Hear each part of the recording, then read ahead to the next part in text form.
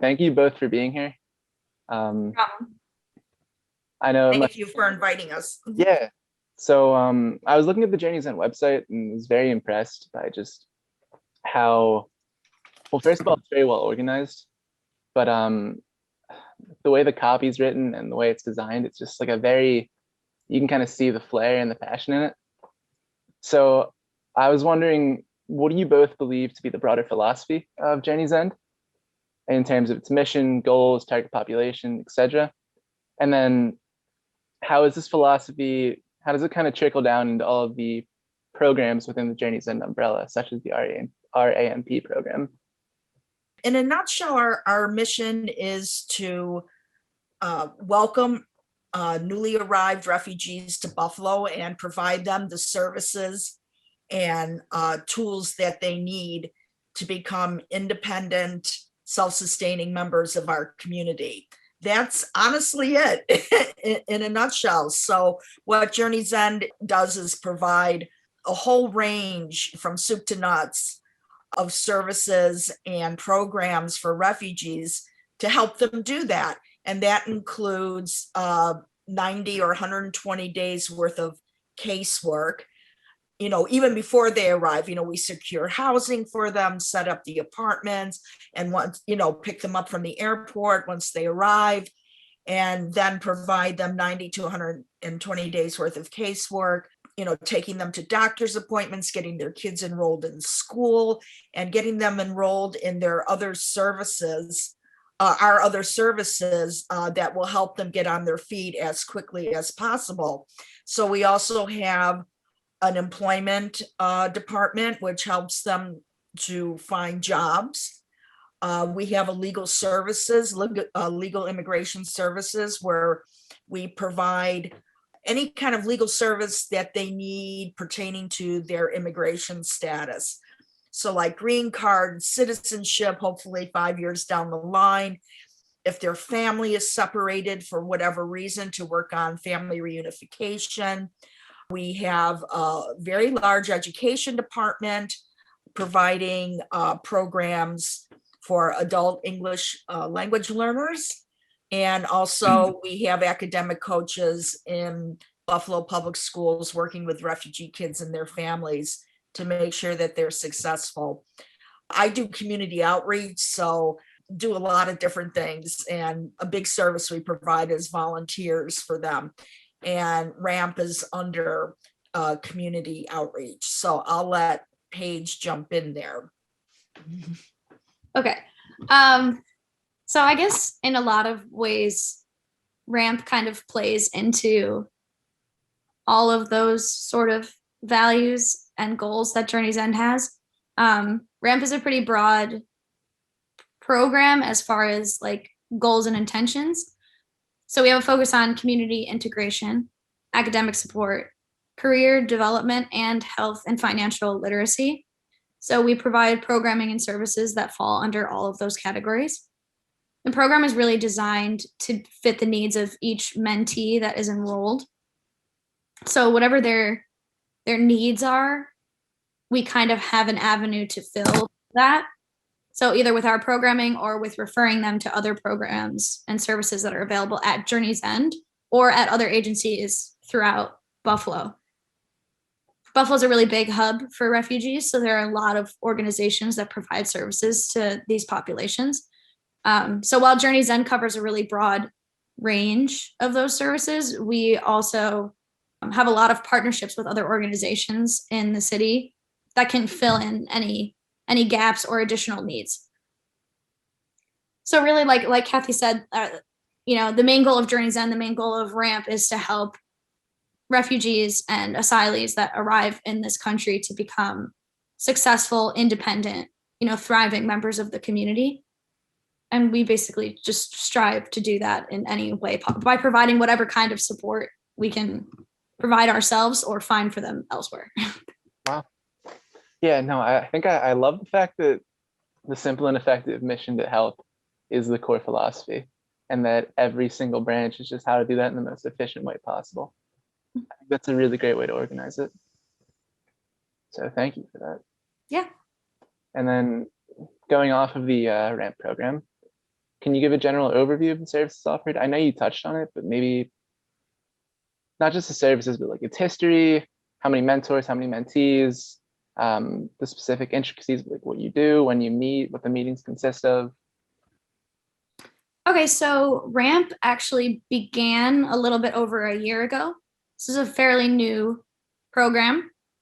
It is designed for mentees and mentors to meet together once a week for 1 hour, but it can be more than that depending on how much time each participant wants to put into the program. So every mentee that is enrolled gets matched with a mentor who is a volunteer from the community. And these volunteers cover a pretty wide demographic. We have college students, we have like retired teachers, like immigrants, former refugees, all kinds of people that are serving as volunteers. And our program really would not function without them. The volunteers that we have are really dedicated and amazing. So I've been lucky to have them and extremely grateful for all the work that they've put into RAMP. RAMP has a pretty narrow eligibility. We serve refugees, asylees, and SIV holders, special immigration visas, between the ages of 18 and 24 who have been in the US for less than 5 years. Kind of a small age range, but we're a fully grant funded program. So we have to provide services based on what the grant tells us to do. Yeah, I'm hoping that in the future, as RAMP grows and becomes bigger, it will be able to serve more than just that demographic of clients. But right now, we're still pretty new and pretty small. I've got about, I'd say like 20 to 25 mentors and mentees each in the program that are like currently active. There's no really duration for how long you can be in the program. Just that after mentees complete 50 hours or stay in the program for 9 months, they do get a free laptop from us, which right now is a big draw with everything being virtual. It's like been a huge challenge. So getting those laptops out has been beneficial. Mentees and mentors both can stay in the program as long as they want or as short as they want. There's no like repercussion for leaving the program or anything like that. So I have a lot of mentees that are still in the program that have been in it from the very beginning. Right now, because of COVID, we are pretty much 100% virtual. So we meet once a week on Zoom, where I facilitate some sort of lesson or like activity that falls under one of the categories of our program. So community integration, academic support, career development, health, or financial literacy. So that's me, all the mentees and mentors, and then interpreters all get on Zoom once a week and have some kind of discussion / learn something. Wow. Yeah, and then we also have a lot of the mentors and mentees do one-on-one sessions, either on the phone or on Zoom. Recently, we've started like they can go for a walk outside if the weather's not too terrible, as long as they're wearing masks. So, you know, some people might just want to come to the group meeting. Some people might just want to do the one-on-one sessions if they need like tutoring or English help or anything like that. Or you could do both. You know, it's pretty flexible. I rambled on for so long, I can't remember any of the other things you asked me. Did I cover everything? That pretty much covered everything. Okay. It's really incredible. I like how free form it is. And it seems like a very comfortable space that's being created. I hope so.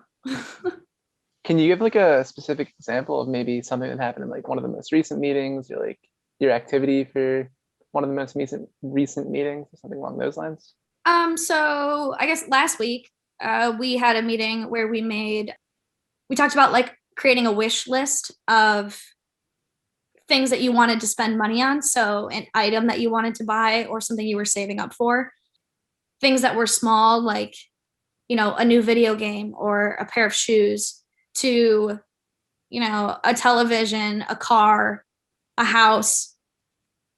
So we talked about having that wish list in mind and what the cost of all of those things is going to be. And then we talked about like our personal budgets and the difference between wants and needs, and how in your monthly spending, you can cut back on certain wants to put money aside for your like bigger ticket, like wish list items. And then how long it would take for you to save up for those items based on like how much you put aside each month. Because we've done a couple like lessons beforehand on like personal budgeting, wants versus needs. So this was kind of like a step 2 of like, okay, how are we going to take what we learned about making a budget and apply it to like our real life spending and goals for buying, I guess. Yeah, no, I was gonna say I love how practical that is. It sounds like that totally falls under the financial. Yeah. I try to do as much like actual helpful stuff as I possibly can. But we also do a lot of like, we've done a couple of virtual tours of museums and just like talking about that. A couple weeks ago, we watched a short film, an animated film with no words, which was cool because we didn't have to worry about the language issue.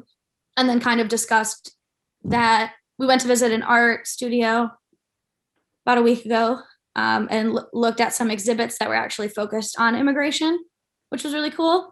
So that was fun. Next week, we're going ice skating. Oh, wow. So I try to do a lot of like community building type stuff too, because a really like big issue when refugees come here, we talked about this a little bit, but they're really isolated in a lot of ways. And I think RAMP is a good opportunity to help them sort of forge community ties, to meet people that are in a similar situation as them, to make friends, to have the support system of friends, but also mentors, to just help them feel more integrated into the community and more like Buffalo is their home. Mm-hmm. So I try to do a lot of activities that just kind of foster that like relationship between participants. Yeah, no, that's incredible, especially in that 18 to 24 age range too. Having that core group to like be around and sort of grow into the new space with, that's so important. I think you nailed it. And then I guess we can go to the next one here. So you mentioned the eligibility is very broad as long as it's in that 18 to 24 age range. So we can kind of sidestep this a little bit.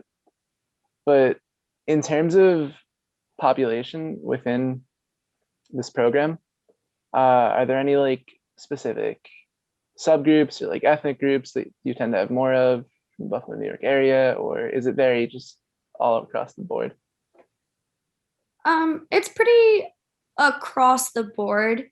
Right now in RAMP, I have a lot of Congolese refugees that are in the program, also Eritrean and Afghani. I think those are like our biggest groups, but there's a bunch of other smattering of other things too. Oh. Buffalo has a really diverse sort of refugee population.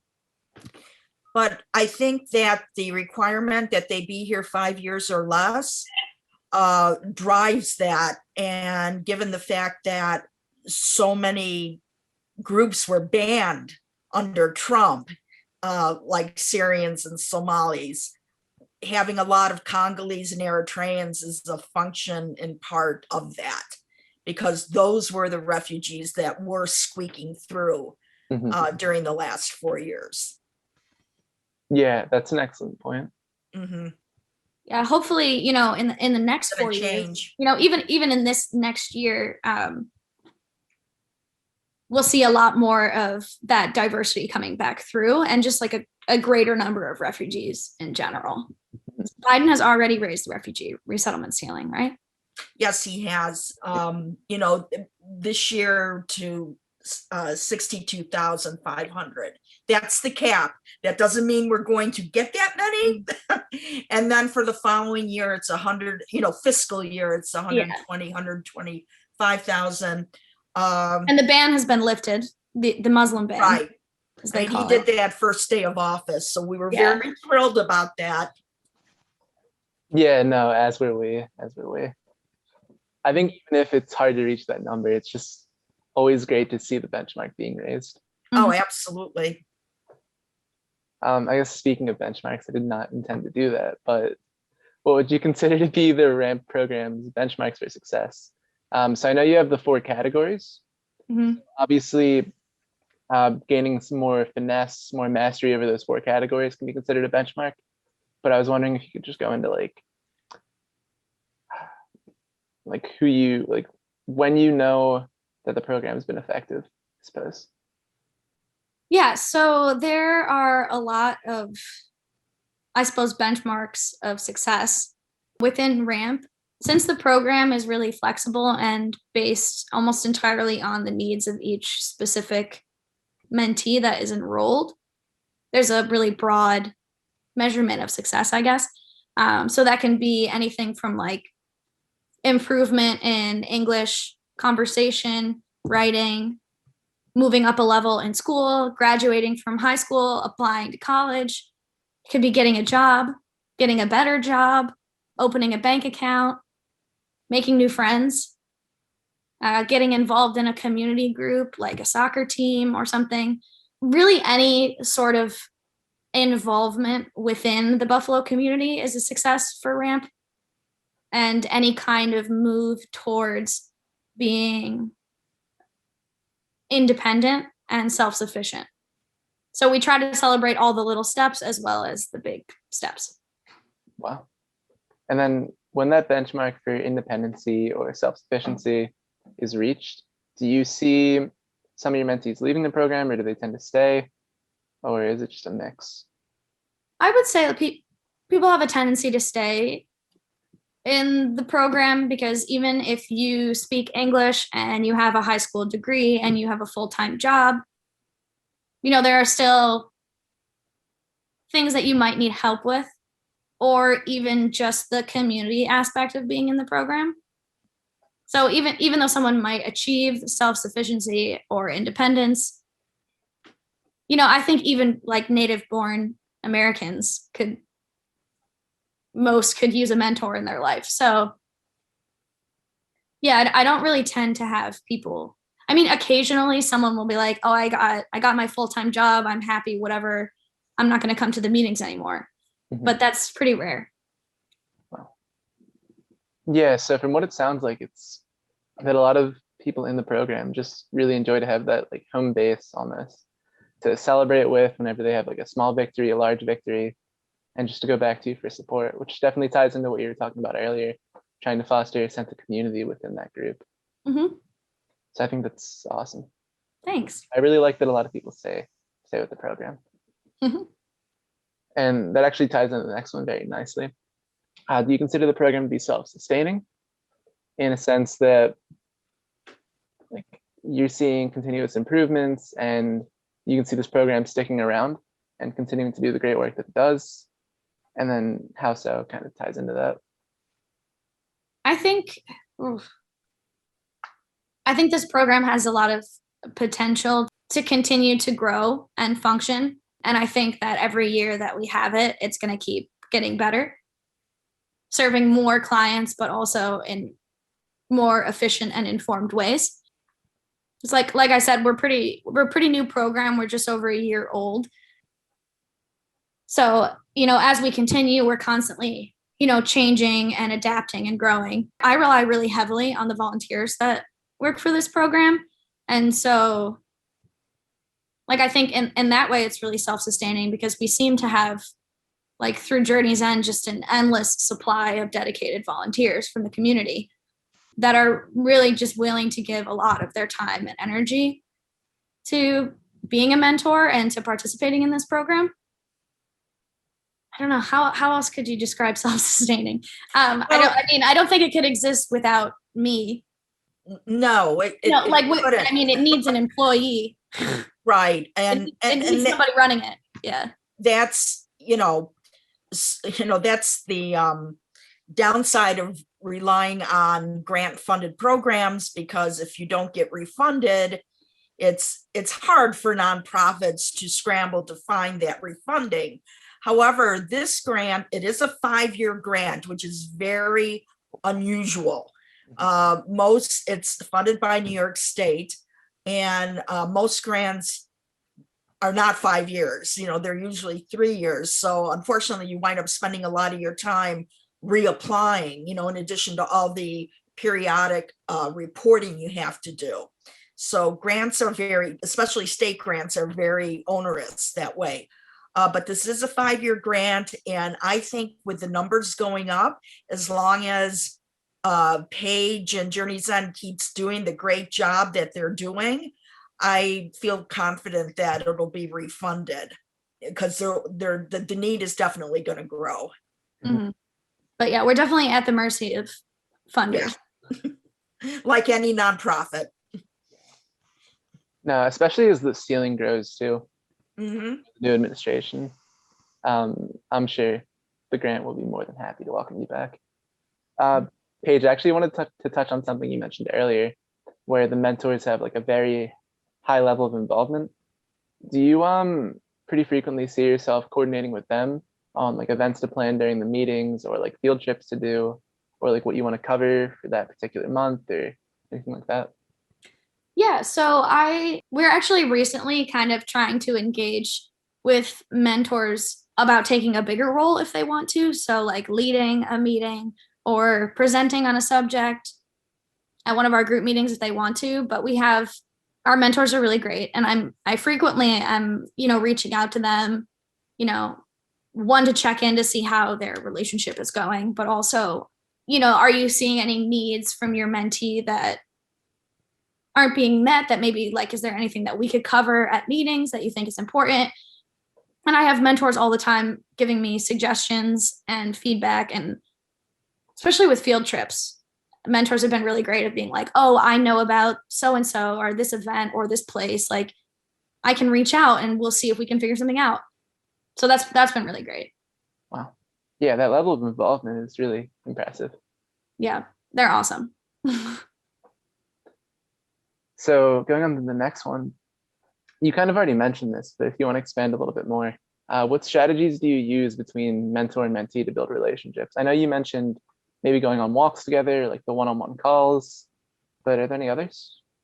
So when I first actually before I even introduce a mentor and a mentee, I have a meeting with like all of the mentees that are enrolled in the program, where I talk to them for like 30 minutes to an hour to fill out enrollment paperwork, but also to kind of get a sense of like who they are, what their goals are, what their interests are, what their needs are.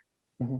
And I also meet with volunteers when they sign up to give them an orientation, to give them cultural competency training, but also to kind of, again, gauge their interests, what they're looking for in this program, like what kind of assistance they're hoping to provide to somebody.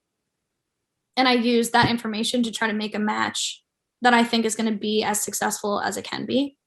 So matching a mentee to a mentor based on like the needs of the mentee and the skills and experiences of the mentor, or similar interests or same language background, anything like that. And then for their first meeting, I almost always am present myself to sort of facilitate like a get to know you type discussion and help them figure out how they want their partnership to kind of move forward.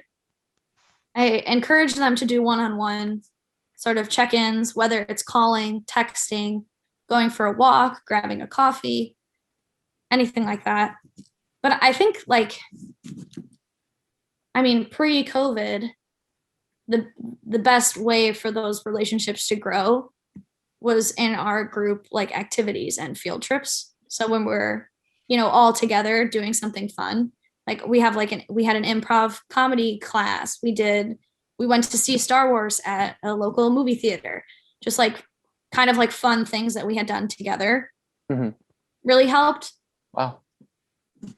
We can jump around a little bit then, because you mentioned the like cultural competency and kind of matching skills to particular needs of the mentee.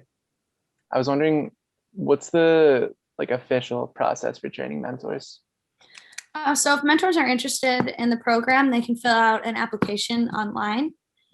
Then once they've done that, I will reach out to them to set up an orientation. So it's just a Zoom meeting with me where I basically teach them about RAMP and what their role is going to be in the program, expectations and all that. And then they also receive a cultural competency training from me, which is over Zoom.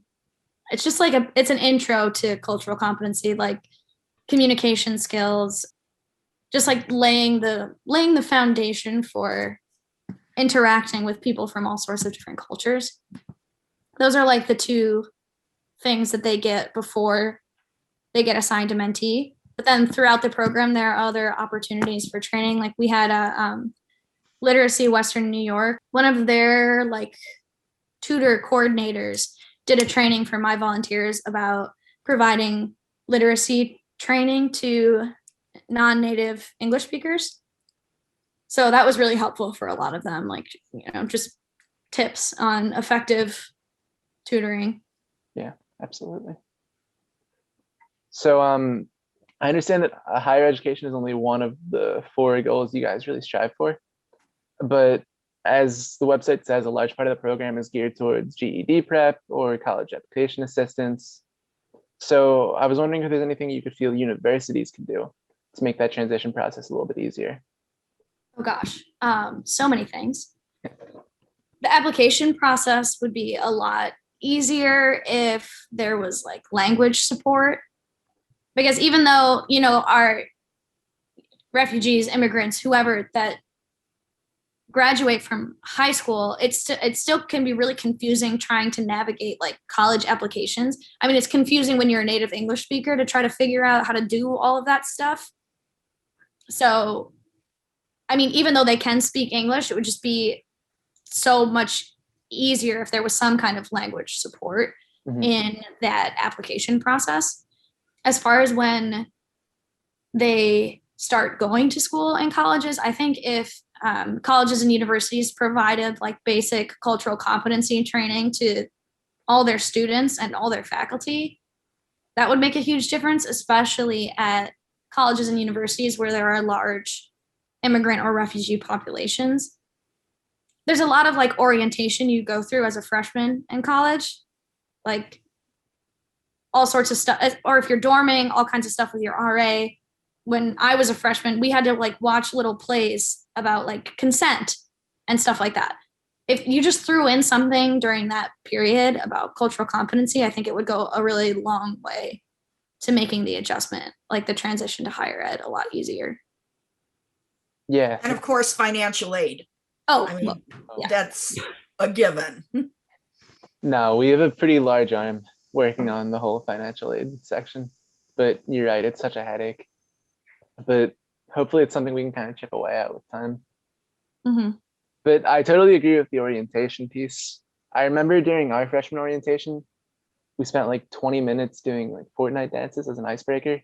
And I feel like if you were to just take like any off of that and use it for some sort of cultural competency, the university wouldn't suffer at all. Yeah. I feel like that would be so easy. Or just bring in somebody who's a fairly recent refugee or fairly recent immigrant, just to address groups, in the dorm when they do those orientations in the dorm. And I always feel it's more effective and impactful when you can, if you actually hear and meet somebody who you're talking about, who is from a different culture, speaks a different language. Yeah, totally. No, it makes it feel way more real and like way more of an issue that really needs to be understood. Right. Obviously, COVID's the one everyone's dealing with, but have there been any other challenges that you guys have come up with when conducting the RAMP program? Aside from COVID related challenges, aside from like even before everything was virtual, there's a real tech barrier for refugees in like high school and college settings, especially, but even in like work life where they don't have basic computer literacy. They don't know how to use a computer at all. They don't have access to a computer or a device, or they don't have access to Wi-Fi or the internet. And in today's day and age, if you don't have the internet at your house and you don't know how to use it, you're really at a disadvantage in like all walks of life. Everything. Yeah. I mean, you need, today you need computer literacy. You need to be able to send emails and use Word documents and like Google search and like use a GPS. So that is a huge barrier. Obviously, the language barrier is a big one too. I mean, Journey's End has tons and tons of interpreters, but the need is still really, really big. And a lot of times there's not enough interpreters for the amount of people that need it, especially if we have people that are coming from smaller areas that speak really specific like dialects or less common languages. It's an even further challenge because sometimes, you'll see like clients are being provided an interpreter who doesn't speak their native language, but is like a language that they do speak. So they're still like, they're getting interpretation, but it's still not even in their native language. Mm-hmm. That can be kind of confusing. I don't know. As far as ramp goes, we were only functioning for a short amount of time before COVID hit. So it's hard for me to think of challenges faced pre-COVID when everything that COVID has done to this program is just like in my brain. What kind of stuff has COVID done? Like, obviously, we know it's made everything virtual, and that's an issue in itself. But in terms of like logistics, how have you guys had to react to it? Yeah, so ramp was a really heavily based on in-person meetings. We were having our group meetings together and then like one-on-one meetings and going on field trips and doing workshops and all this stuff that I was constantly planning. That all had to stop. It took a long time for me to be able to get my clients onto Zoom at all. Mm-hmm. So there was a while, where we couldn't meet. We couldn't have our group meetings. I was just kind of trying to like talk to everybody on the phone as much as I could. Again, with the tech barrier, most of my clients do not have a computer. They don't have Wi-Fi in their house. So if they do use Zoom, it's usually with data on their phone. But if they run out of data by the end of the month, then they can't use it anymore until it refreshes. So that's an issue. Using interpreters via Zoom is a headache and a half, especially if you have a group that has multiple languages in it and you need multiple interpreters. It's just like a nightmare. But we've made it work as much as we can. Yeah, no, that sounds like a good enough solution. I mean, you're right. It's very hard to kind of work out the intricacies that COVID has kind of caused. Mm-hmm. Would you guys ever consider maybe when it gets warmer, like having everyone outside in a park or something? Because I know Buffalo is a gorgeous area, so that might be. Yeah, we actually did that over the summer. We were meeting once a week, like in a park where we could socially distance and wear a mask. So at least we were seeing each other in person and like going for walks. And I would try to do like set up like scavenger hunts and stuff like that. But we had to stop doing that when the weather turned sour. And then the COVID numbers got worse here. So we didn't want to do anything indoors in a group, even with masks on. But hopefully, numbers are getting a lot better. The vaccine is becoming more widely available. So we're really hoping that things can start getting back to some kind of new normal soon. Yeah, no, absolutely.